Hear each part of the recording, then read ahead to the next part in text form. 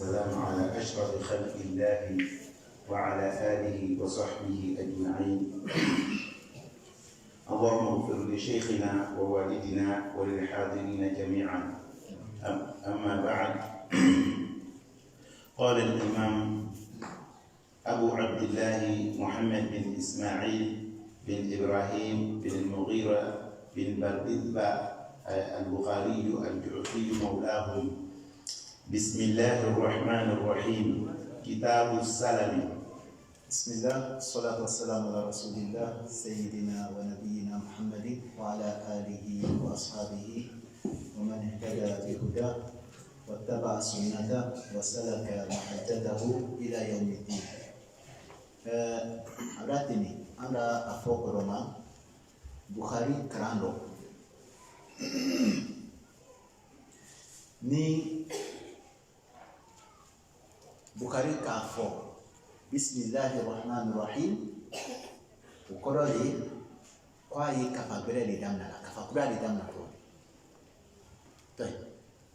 kitabu tijara julaya kafa yi kafa bali amra bamola mais amma bala flo kama soron kitabu salam juz'un min kitab at-tijara ando to kafa miloni ni ye julaya le bono ati sifrala ni julaya ati sifrala no na fifi mais comme apena ta kiti buloma kanine di wole ko so ake ataka fa buloma kanine bon Bukhari kafasi ya mambali amra fo ya nkoroma ni ala sonna ni Bukhari fenen banda krana ambulo andi khatmu kay khatmu wo dam la Bukhari yele la go foli mafro asoronya na balunya na la kraninya anala dunero te Kenya kapani sebena buluna sebeni tunjona asebeni tumajona akawati delikaka abango asebela kamunge ala bara yenudia kaubela kafundo kran afro mako khatmu الكتاب عند المحدثين ولكن صار كفاية بني ختم البخاري ختم مسلم ختم أبي داود ختم النسائي ختم الترمذي لون ناي كسبلك أبيها عندنا فامويه كفوكو بخاري كفاني سبنك أتمبوا فان كراندي ترى إيمونا مالي أي كفا كرام أينه كرام وكونما krande ifenen tere asebela wudo anna sebeye pirila nyama ni bi wotunde ikunu Bukhari tere do abana la kafadi krande do da kran wala alere da kran miliya mena wo beda sebe mo wa kemetre nyombe na Bukhari la majlisi kile na mo wa kemetre 100,000 mo ta wodi de dubada kile na be kala sula dubada kile do kasebelike fonya dodo ko ala kran yoro dodo ala majlisi kilena duba daga wa nani kwante da wa nani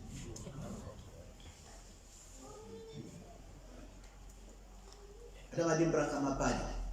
bo krande na sebeli o konoma sebeli do itre krande do idana ay la sebeli finetre fola nonko wala ko son ala krande min to ko Muhammad bin Yusuf al-Firabri wala la kalibi Bukhari kono wala blima kramo ibulu katima siama baka me obenata woka Bukhari kram Bukhari yelefe sunya konondo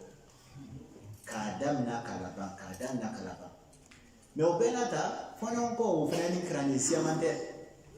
ido asro kafami dabna to ambuloni ayedo itaro bismillahir rahmanir rahim babu as-salamu fi kaydil ma'lum kitabutain defeneye kitabus salam bismillahir rahmanir rahim bon ne fe nuskha min bolo bismillahir rahmanir rahim wole sampe yo ayeke do na bunya mabadi bon wolo uite basite odo min koni ye kitabu kuda le bulu makani mais kitabu kuda mini min fene julaya kafali kono ni yede ni julaya sidi nyona kusebe julaya préoccupant do leni surtout ana bi tele do notre pièce frère conteneur nato bon client Ibrana Kabo Burkina Ibrana Kabo Côte d'Ivoire oui conteneur ma konona oui na kana versement ke san marchandise ici akola le mako assalam ka woni kundi kasoro ima marchandise sur le adito mima akeda obulo sineba amaka buloba ele poni marchandise di ka kon marchandise sur le ato lié manan kundi wodi di sonko di kasoro manan kumaso ato dia marchandise maso akola wole mako assalam wole ko son salamu ye julu le di me julu khasuli julu krekreni ate ko julu tire atori wole di to mima wole wuli to kawa julu ni roda ote asiamamba duka pelefelate ampea hali na kele malo mais asiamamba wila kumira duka pelefelate ye na londa kuida duka pele minna to akani abanto le sana kasro container malo kolomo container ilo la tumamna bali kemetla la kono bali kemetla ou la penser vidéo voilà okiti edi akola wala makosala wale kosonika afoko julu na julu sula madoli mais salamu be julu be de salamu bi julu be de salamu bi mais salamu koni be julu be bawo iba be la wodi dila muamina samra frelalo ikalonko karisala samra container nato ala samra don kan ko duya ni do ja itena pensoro nado na ka ko bali wa kemese ni bali million kele ni ele a fait ka bal tansa e do bal tansa ko dama samra subumi ay do foka be umma na da dila samra ta ba o takela sila ay to kala ko salamu akola ma ko salam kramo ke akoli na salamu ba ila kafali ka wodi di avance la mais fanya fagunya le kala ka prepare la de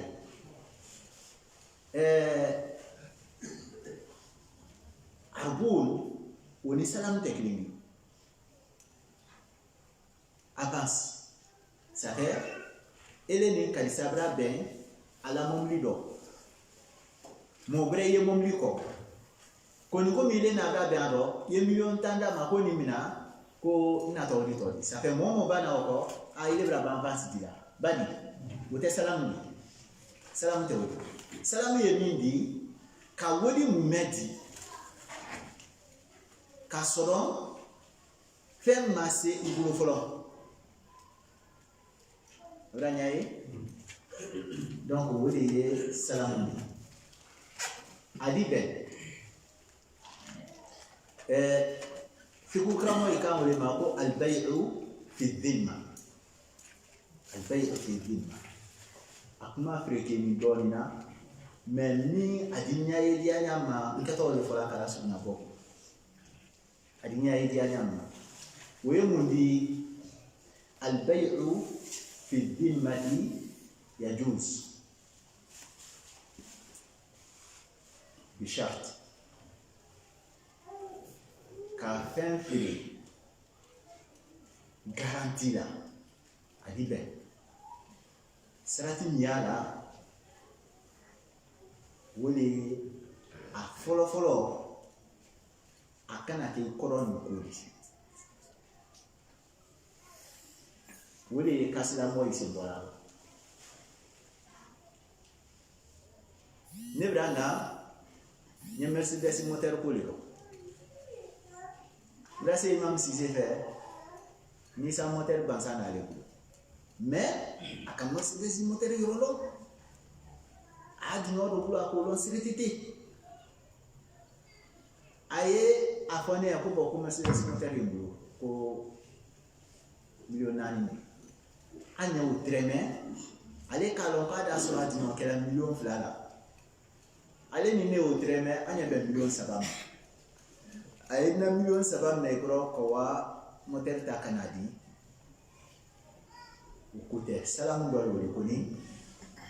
o ko tɛ kuma kasiya o min suruma o la o de y'a bɛnbaliya de bawo hadisa fila de nani hadisa fila min ka kɛ komi a ye ɲɔgɔn gosi la i b'a ye ɲɔgɔn ma sɔsɔ la o de kosɔn hali sahaba don an bɛna ye hadisa dɔ ye dɔ sisan sahaba denmisɛn dɔ ye o yi k'a ɲɔgɔn ma sɔsɔ salamu ko dɔn est-ce que a di bɛn wala a tɛ bɛn kila k'a fɔ sallallahu alayhi wa sallam ko la tabi' ma laysa indak ko fɛn min t'i bolo i kana o fili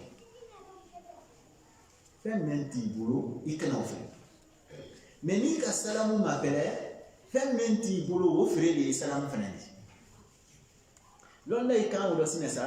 ko fɛn min t'i bolo i kana o feere o ye mun ko di fɛn tɛ i de bolo a y'i di ɲɔ kɛ bolo client bɛna na i de ma i de ye fɛn o feere i di ɲɔ kɛ o ma i de don ta tɛ a t'i la garanti di i y'o feere o ma ka wari minɛ ka wa fɛn san i di ɲɔ kɛ ma k'o tɔnɔ bila i kun ka ban kana fɛn di a tigi ma sur place sur le champ komi a y'a fɔ ɲa ma o tɛ bɛn bawo kira k'a ɲɛ ko da ka di ma laysa indak o bɛ n'a ye bon mais salamu di bɛn ka wodi bila fɛn kun kɔrɔ o di bɛn ka fɛn feere mɔgɔ ma k'i lɔ a garanti la o di bɛn n'a ka sɔrɔ i bi a sɔrɔ se kelen a filanan a ye waati fɔ a la fɛn ka kan ka d'i ma waati min na a y'o fɔ a y'a sɔrɔ waati o fana i bɛ se fɛn garanti la k'a d'a tigi ma waati la pewu ka ban a ye fɛn suguya fɔ k'a latigɛ pewu komi sisan i ye na ka na Cissé sɔrɔ ko n ye moteur ko de dɔn Mercedes moteur kɛ bɔn n ye Mercedes moteur sɔrɔ karo kura tile 15 n y'a sɔrɔ k'a d'i ma ko ni miliyɔn dɔɔni de bawo kura kura de n y'a fɔ a ma l'o de o de ye a ma bɛn a tɛ bɛn mun na bon Mercedes sugu ka siya an ye ma danna tɛ mun fɔ élégance de ba 190 le a ye m'o fɔ 4 cylindres de ba 5 cylindres le a ye m'o fɔ fo k'a fɔ de k'a fɛrɛfɛrɛ latigɛ pewu wasfu shay'i fi dhimma k'a mɔtugu k'a latigɛ a ye tɛ se ɲɔgɔn ma sɔsɔla dɔ ɲa min ma k'o bɛɛ latigɛ a ye tɛ se ɲɔgɔn ma domina dɔ ɲa min ma k'o bɛɛ latigɛ 190 n'a ye k'a fɔ ko 190 le essence ye gasoil fɛnɛ fo y'o danna tigɛ n'a m'o danna tigɛ ele bɛna wari d'a ma kalo kelen tɛmɛnen kɔfɛ i ye nin lafɛn kɔ a y'o ta k'a d'i ma essence le o de ile don gasoil de kɔ a ye di bila ɲɔgɔn na ba ye tɛ bila ɲɔgɔn na bon silamɛya fɛ o de kan ka kɛ silamɛ i kana bila ɲɔgɔn na i kana ɲɔgɔn dɔn to futa fa wala tanaza'u fatafshalu wa tadhhaba rihukum silamɛ di kun di bisi ɲɔgɔn na koko dɔ silamɛya ye o ma tankala de silamɛ di ɲɔgɔn ma dɛmu koko dɔ silamɛya ye o ma tankala de ɲɔgɔn ma dɛmu man ɲi silamɛya nani ne ka na adamaden bɛɛ k'i yɛrɛ di bɛɛ ye kɛ i yɛrɛ di dɔ kana dumadumu Jafar k'o de fɔ awa min kɛ ni Éthiopie ni masakɛ ka ma ɲininka ko mun ye e ni Ayinala mɔgɔ tɛ a ko mɔgɔ le nani an ma an ka min danbe lɔn an k'a fa lɔn k'a na lɔn k'a sɔrɔ ɲa lɔn k'a balo ɲa lɔn k'a mɔ ɲa lɔn an bɛɛ k'a ma ko as-sadiqul amin o se ye ko maaw rɔ ka hakili dafa san 40 dafa a kan ko Ala bɛ kira bila a ma Ala ka kira bila i ma ka mun fɔ ko k'ale ala kelen pe ba kelen ka sinji tugu fila ka badenya dɔ di a 3 ka tunya fɔ 4 an kana ɲɔgɔn madamu Fankabe itire fanta idomunali. Woro mominani akandi kwankana nyoma de. Bade muslima ya sibini principe men kan do le felen. Donc nyoma do muslima ya. Nyoma do dina yoro muslima ya ka ouvert Paris. Donc salamu saraka masandisi sombo di sani masandisi esi buru adi ben serati mene ala wuleni aya fen fo ka dana tege na keda malodi ka fo a malubro kele wote wasake no la yakfi malubro kele sanglo bro le ba bro beni malubeni bro fa yo fo ni ka fo se malubro kele a million kele ma na la sona na malosi ala kana ko mi mam si fuku befo le kalate no keda alibe dati brafo ala asoro wati brafo wati finanda asoro ile da asoro fo ulibe mais ne brate mi yela ni bulu nka ni ne ya bulu kuni ma ke ni lomba ke nyaboda ni fe ngwadi ile soro ile terike la di ya fo ko ake ko fe mi ti on ke bulu di wala ni nyabono ile fe ne udumanya sa ila ko ebe ke yo le ko ne da frima watan tena yi watan na kana yi no ka so ke ana pe ni ante affaire ke sa ni fe ni sura e yo ka ke esi wasi ni se sura na apa ke na la so na wasi ni sura dia ube ya watan ni sura dia ile wota ko duma kana watan ni ti no ke ma idino ke fene ba ngo ki de la diawo hala ka soro imita bwala ka bibi do ko la da habo mais kuma fanka mina wole wala da habali ya ko kila kan kula ta bi ma sai min di ben sikata ro ni kila fene kala da hafifi wole fen fredi garanti do ye fem ko ya fo ka suya fo kala te pe ka frefre la te mo do e woda so me tableau bi akunda so ima abato ko na naka wa sritete na ni tibro mais ai ya so nya be ma anka na imam dobre ko buya nta ko nda so ya anka na la secret be ko bon si c'est na ka ko bo ko krama ke na million kilo wa ke na lodi ne di 100 kilo bro ni ka di no dama a soro ala malu ye le kono malubra afa bona wake na wabilu ube na million kile wake na utebe ba malu uli kuri menini ini sise ka fode malula dan wati malu bodo kele sankilo bodo kele nyoko abodi da fudo sina sa boda fanfa ne ko ni malu bro kile ko ni da so anya prefer nya wodi dima malu ko wati basi ya wodi be hal na ka so ale bro malani ala fudo le ma ko me ay ma fudo fo kala te he adibe na ka malu so ala fudo do mbade na ma so do adi malu ni ro sa ta fla ay ka senesuma do prefer ajati tempo no tumaro bukhari dina ay ka prefer ke ka wodi dama wodi di min kenama senesuma ofena amabe amaso min ke mo min ka wodi go ka lon patina wodi so na ko ki si ka sambere ma ko sambere se min ken sumanya da ko sebe akan ko ke ko na malu misale abo ke saro ne tereo nka mi free ma udaka ai ka non ta ko kila so sallallahu alaihi wasallam kila kan kita la wodi dilama era wodi dum namna biduni dalil donc yani ala ko ni mi no wodi mais ni salamu ye mindi ka fen free mo la garantie la iki bolo la ka foko ni sirete fuye ni mala ubake salam to mais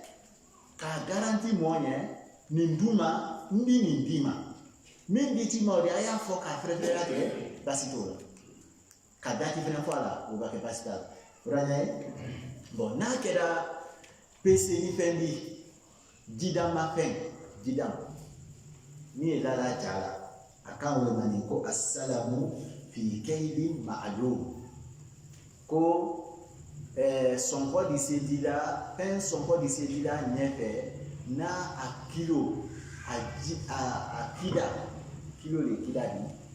man ka kan dɔn n'o danna tɛgɛda k'a danna tɛgɛ pewu n'o kɛra hadisi bɛɛ la hadisi min ko yira o de fɔtɔ na. قال الإمام رحمه الله تعالى حدثنا عمرو بن زرارة قال أخبرنا إسماعيل بن علي قال أخبرنا ابن أبي نجيه عن عبد الله بن كثير. هنا an ba sanadu ko to yi nyama me fuka to ko ni kala la somonte agbe to ibn abi najid hada abdullah ibn ubaydillah ibn abi najid wa abdullah ibn hada as-sahih sosoliaro keflali ni monte keflali be modo be abe tunyatigi abe loni na ba abdullah ibn kathir joni me min bilima ولي عبد الله بن كثير المكي المقرئ المكي الذي عنده قراءة خاصة قراءة بن كثير ولي ني تمرو واتي يلا سيدا ومو مواني أكيلودي مكم يري مكو واكملا بي إني سي تمرو كيلي ديلا ولي بيتني ما بي واتانتان koni sirati miola nyina sani kote de sando tamaro ko wati ndadima ndila kilo keme dima tanta meni tamaro sana nyina wa muamani